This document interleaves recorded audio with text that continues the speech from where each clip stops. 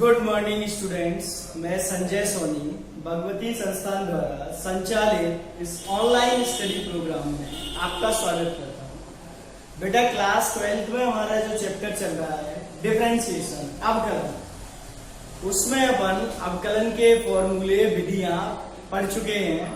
उसके बाद प्रतिलोम त्रिकोणमितीय फलनों के अवकलन किए थे अपन ने एक्सरसाइज 7.2 में। फिर 7.3 में स्पष्ट फलनों के अवकलन और लॉग की सहायता से अवकलन ये ज्ञात किया था। फिर लास्ट वीडियोस में अपन ने प्राचलिक समीकरणों के अवकलन, ये टॉपिक स्टार्ट किया था जो 7.4 एक्सरसाइज है। तो आज अपन एक्सरसाइज 7.4 स्टार्ट कर रहे हैं। शुरुआत से देखें, एक्सरसाइज 7.4। यदि पहला क्वेश्चन है, आपकी बुक के ही सॉल्व कर रहे हैं अपन।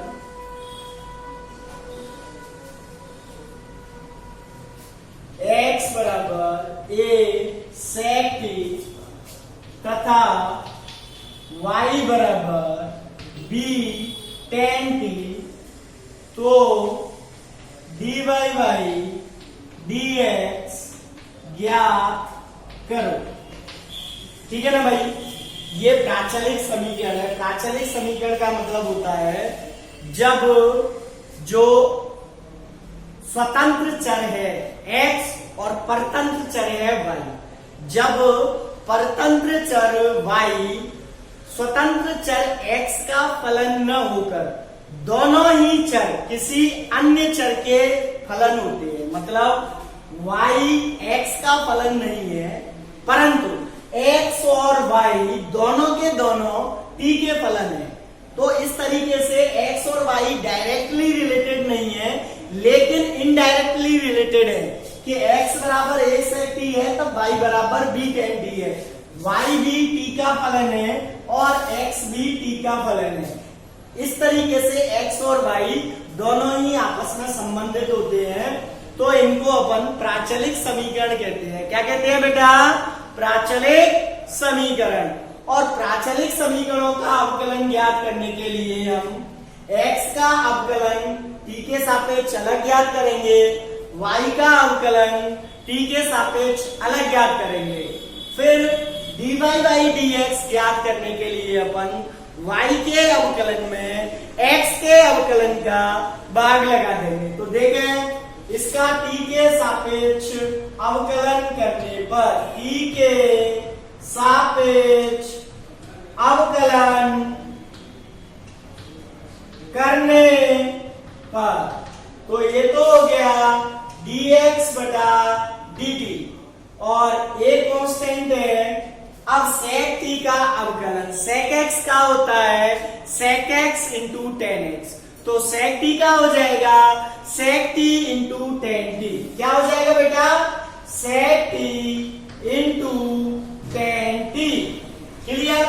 ऐसे ही यहाँ पे y क्या करेंगे, तो dy बटा dt बराबर b कांस्टेंट है, tan x का होता है sec वर्ग x, तो tan t का क्या हो जाएगा? sec वर्ग t। तो tan t का मैंने लिख दिया sec वर्ग t। अब अतः dy बाई dx बराबर dy बाई dt बटे dx बाई dt। अब dy बाई dt क्या है? b sec वर्ग t बटा dx बटे dt क्या है? a sec t tan t। sec t से sec वर्ग t का वर्ग कट गया कि नहीं? अब क्या बचा? b sec t बटा a tan t। क्लियर? अब चाहो तो इसको साइन कॉस में बदल लो और चाहो तो इतना ही छोड़ दो। आगे देखें, साइन कॉस में बदलने पर क्या होता है? b बटा a। sec को क्या लिखते हैं? 1 बटा cos, तो sec t को लिखा 1 बटा cos t। और ऐसे ही tan को क्या लिखते हैं? साइन बटा कॉस, तो tan t को लिखेंगे sin t बटा cos t। अब यहाँ पे cos t से cos t कैंसल, तो आंसर आ गया b बटा a sin t, या इसको लिख सकते हैं b बटा a cosec t। क्लियर? जब सिद्ध नहीं करना है तो केवल dy बाई dx याद करना है, तो अपन यहां तक भी कर सकते हैं, यहां भी छोड़ सकते हैं और यहां तक भी कर सकते हैं। ठीक है ना भाई, कोई दिक्कत? चलो नेक्स्ट एग्जांपल देखें।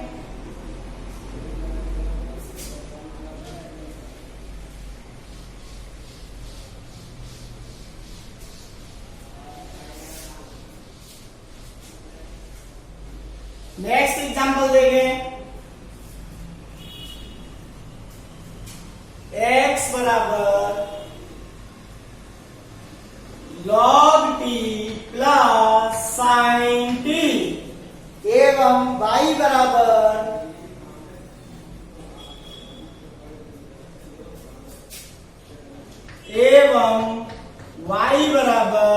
e की power t plus cos t।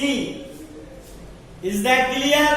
और निकालना वही है क्या, dy बाई dx, तो dy बाई dx ज्ञात करो। जैसा कि अभी बताया था, जब x और y दोनों ही अलग अलग t के या थीटा के फलन हो तो उन्हें हम प्राचलिक समीकरण कहते हैं। और प्राचलिक समीकरणों का अवकलन अपन अलग अलग, x का अवकलन अलग ज्ञात करेंगे, y का अवकलन अलग ज्ञात करेंगे, और फिर y के अवकलन में x के अवकलन का क्या लगाएंगे, भाग लगाएंगे।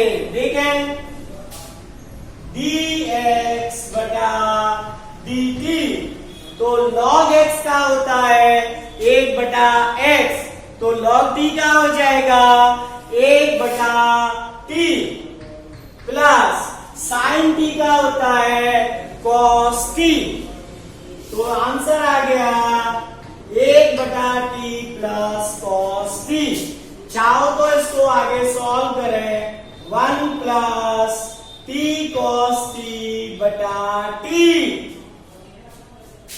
फिर यहां पे देखें, dy बटा dt, e की पावर t का e की पावर t, और cos x का माइनस साइन x, तो cos t का minus sine t, minus sine t।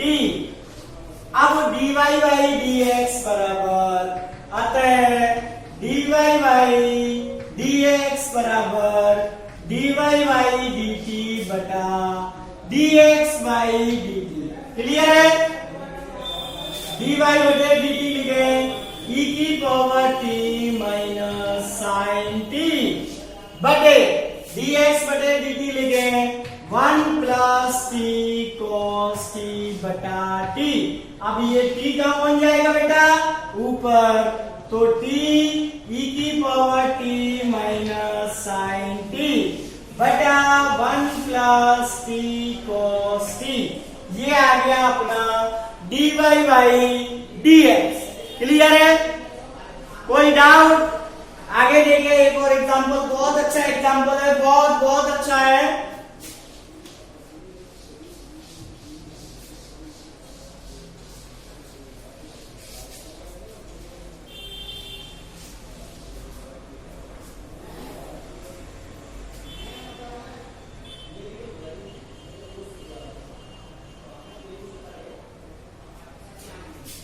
x बराबर a theta plus sine theta तथा y बराबर a 1 plus cos theta. Clear? अब बेटा इससे पहले वाले सवालों में x और y काय के फलन थे, t के, तो हमने t के सापेक्ष अवकलन किया था। यहाँ पे काय के फलन है, थीटा के, तो अपन थीटा के सापेक्ष अवकलन करेंगे। देखो, differentiate with respect to theta. तो dx बटा डी थीटा ए कांस्टेंट है, थीटा का अवकलन a और साइन थीटा का हो जाएगा cos थीटा। यस और नो? चलो नेक्स्ट dy बटा डी थीटा, ठीक है ना भाई। अब a कांस्टेंट है, एक का हो गया 0 और cos का क्या होता है माइनस साइन, तो क्या हो जाएगा माइनस साइन थीटा, तो ये हो गया माइनस ए साइन थीटा। अब अपन ने ज्ञात किया dy बाई dx, तो क्या लिखते हैं बेटा y के अवकलन में x के अवकलन का भाग लगा देंगे, ये y का अवकलन और ये x का अवकलन, तो देखें माइनस ए साइन थीटा बटे ए 1 प्लस कॉस थीटा। ए से ए कैंसल कैंसल कैंसल, क्या बचा माइनस साइन थीटा बटे 1 प्लस कॉस थीटा। अब बड़े ध्यान से सुनना है, क्या ध्यान से सुनना है। आपकी पूरी किताब में किसी भी सवाल के अंतर्गत यदि 1 प्लस कॉस थीटा आ जाता है, ये रामबाण मान के चले, क्या रामबाण। 1 प्लस कॉस थीटा यदि आता है, किसी भी सवाल में आ जाए, किसी भी एक्सरसाइज में 1 प्लस कॉस थीटा देखते ही तुरंत 2 कॉस वर्ग थीटा बाई 2 का प्रयोग करें, यस और नो। चलो अगला, यदि 1 माइनस कॉस थीटा आ जाए तो 2 साइन वर्ग थीटा बाई 2 का प्रयोग करें, यस और नो। और यदि केवल इनके साथ साइन थीटा आता है तो 2 sine theta by 2 cos theta by 2 का प्रयोग करें, क्लियर। अब देखो माइनस का माइनस साइन थीटा को रिप्रेजेंट किया काय में 2 sine theta by 2 cos theta by 2 बटा 1 प्लस कॉस थीटा, तो रामबाण से क्या लिखेंगे 2 कॉस वर्ग थीटा बाई 2, 2 कॉस वर्ग थीटा बाई 2, क्या लिखेंगे बेटा 2 कॉस वर्ग थीटा बाई 2, 2 से 2 खत्म, कॉस थीटा बाई 2 से वर्ग खत्म, क्या बचेगा माइनस साइन थीटा बाई 2 बटा कॉस थीटा बाई 2। और ये चिर परिचित है अपना साइन बटे कॉस, के लिखते हैं टेन लिखते हैं, तो साइन थीटा बाई 2 बटे कॉस थीटा बाई 2 क्या हो जाएगा टेन थीटा बाई 2 हो जाएगा, तो माइनस के टेन थीटा बाई 2, ये आ गया अपना आंसर, ठीक है ना भाई। कोई डाउट, हाँ कि ना? ना। चलो एक और उदाहरण करते हैं आपकी सुविधा के लिए।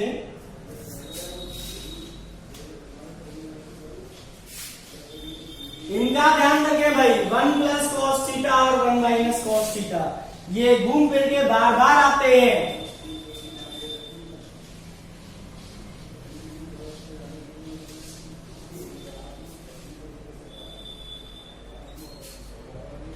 x बराबर cos theta minus cos 2 theta और y बराबर sine theta minus sine 2 theta. इसमें भी क्या ज्ञात करना है बेटा dy बाई dx, ये ज्ञात करना है dy बाई dx। कैसे करेंगे ज्ञात, दोनों का ही अलग अलग x के सापेक्ष अवकलन ज्ञात करेंगे और फिर क्या करेंगे, x के अवकलन में y के अवकलन में x के अवकलन का भाग लगा देंगे। तो देखें, differentiate with respect to theta, theta का फलन है तो dx बटा d थीटा, कॉस का क्या होगा, साइन माइनस का, तो माइनस के sign theta minus cos two theta का क्या हो जाएगा, माइनस के साइन टू थीटा, क्या हो जाएगा, माइनस के साइन टू थीटा, और ये टू थीटा के कारण आगे इंटू में 2 आ जाएगा। ठीक है ना भाई, तो देखें क्या हो गया, माइनस साइन थीटा माइनस और माइनस प्लस 2 साइन 2 थीटा, इसको मैंने लिखा 2 sine 2 theta minus sine theta, हाँ के ना, dx बटे d थीटा। ऐसे ही इधर निकाला बेटा dy बटे d थीटा, तो साइन थीटा का अवकलन क्या हो गए, कॉस थीटा माइनस, ऐसे ही इसका क्या हो जाएगा 2 cos 2 थीटा। ये x का जो गुणांक है वो बाहर गुणा में आता है, ये थ्योरम लिखा चुके हैं अपन। ठीक है ना बेटा, अब dy बटे dx, मुझे तो क्या ज्ञात करना है, dy बटे dx, हमें हमेशा टारगेट पे निगाह रखनी है। टारगेट क्या है, dy बटे dx, तो dy बटे dx ज्ञात करने के लिए क्या करेंगे, y के अवकलन में x के अवकलन का भाग लगाएंगे, तो dy बटे d थीटा बटे dx बटा d theta, dy by d theta क्या आएगा, cos theta minus 2 cos 2 theta, yes और no, divided by 2 sine 2 theta minus sine theta. अब इसको थोड़ा बहुत हम लोग कन्वर्ट करें तो क्या आ सकता है, देख सकते हैं।